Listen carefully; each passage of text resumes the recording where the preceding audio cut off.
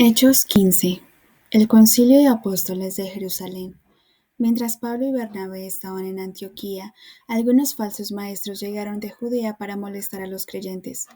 Enseñaban: si no os circuncidáis, como manda la ley de Moisés, no podéis salvaros.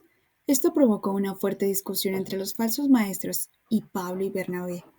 Así que la Iglesia nombró una delegación de creyentes, incluidos Pablo y Bernabé, para que fueran a Jerusalén a reunirse con los apóstoles y los ancianos de la Iglesia a resolver este asunto. Así que la Iglesia los envió de camino. Al pasar por el Líbano y Samaria se detuvieron para compartir con los creyentes cómo Dios estaba convirtiendo a muchos de entre los no judíos. Al oír este informe, todas las iglesias se alegraron mucho. Cuando por fin llegaron a Jerusalén, Pablo y Bernabé fueron recibidos por la iglesia, los apóstoles y los ancianos. Les explicaron todo lo que Dios había hecho entre ellos.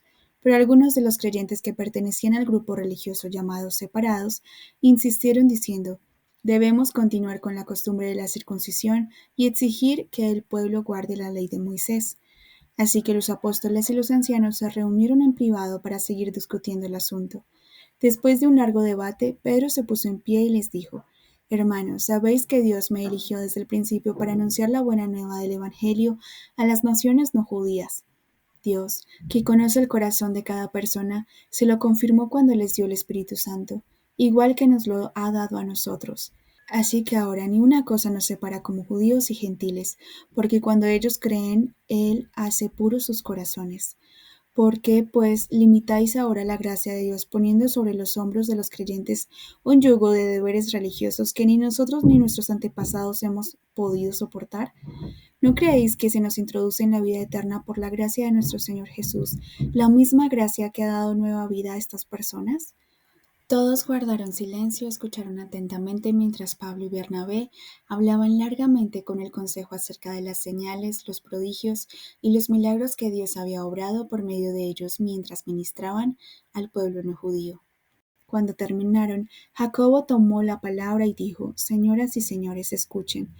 Pedro ha explicado detalladamente que Dios ha decidido ganar para sí un pueblo entre las naciones no judías, y se han cumplido las palabras del profeta: después de estas cosas volveré a ti y levantaré el tabernáculo de David que ha caído en ruinas. Restauraré y reconstruiré lo que David experimentó, para que toda la humanidad pueda encontrarse con el Señor, incluidos los gentiles a quienes he llamado para que sean míos, dice el Señor. Porque yo he dado a conocer mis obras desde la eternidad. Así que a mi juicio no debemos añadir ninguna carga innecesaria a los conversos no judíos que se están convirtiendo a Dios. Iremos a ellos como apóstoles y les enseñaremos a liberarse de ofrecer sacrificios a los ídolos, de la inmoralidad sexual y de comer cualquier cosa estrangulada o con sangre. Desde hace muchas generaciones, estas palabras de Moisés se proclaman todos los sábados en las sinagogas. Carta de los apóstoles al pueblo no judío. Los apóstoles y los ancianos y la iglesia de Jerusalén eligieron delegados para ir a Antioquía de Siria. Escogieron a Judas, llamado Barrabás, y a Silas, ambos dirigentes de la iglesia, para que acompañaran a Pablo y Bernabé. Enviaron con ellos esta carta: saludos de los apóstoles y pastores y de vuestros hermanos en la fe, a nuestros hermanos y hermanas no judíos que viven en Antioquía de Siria y en las regiones vecinas. Sabemos que han llegado a vosotros algunos de la iglesia de Jerusalén. Estos hombres no fueron enviados por nosotros, sino que vinieron con falsas enseñanzas que han traído confusión y división, haciéndoos que guardéis la ley y os circuncidéis, cosas que nunca les mandamos enseñar. Así que, después de deliberar, os enviamos a nuestros amados hermanos Pablo y Bernabé, que han arriesgado su vida por la gloria del nombre de nuestro Señor Jesús, el ungido. Les acompañan Judas y Silas, a quienes hemos elegido unánimemente para enviarlos como nuestros representantes ante vosotros. Ellos validarán todo lo que queremos compartir con vosotros, pues al Espíritu Santo y a nosotros nos agrada no imponeros ninguna carga innecesaria, salvo las siguientes restricciones: manténganse alejados de cualquier cosa sacrificada a un ídolo pagano, de comer lo que esté estrangulado o con sangre, y de cualquier forma de inmoralidad sexual. Serán hermosos creyentes y guardan sus almas de estas cosas, y serán fieles y leales a nuestro Señor Jesús. Que Dios os bendiga. Enviaron a los 4 hombres de Antioquía y después de reunir a la iglesia regional, entregaron la carta. Cuando la gente oyó la carta leída en voz alta, se alegraron y se deleitaron con su mensaje alentador. Entonces Judas y Silas, que eran profetas, les dirigieron palabras de afirmación que fortalecieron a los creyentes.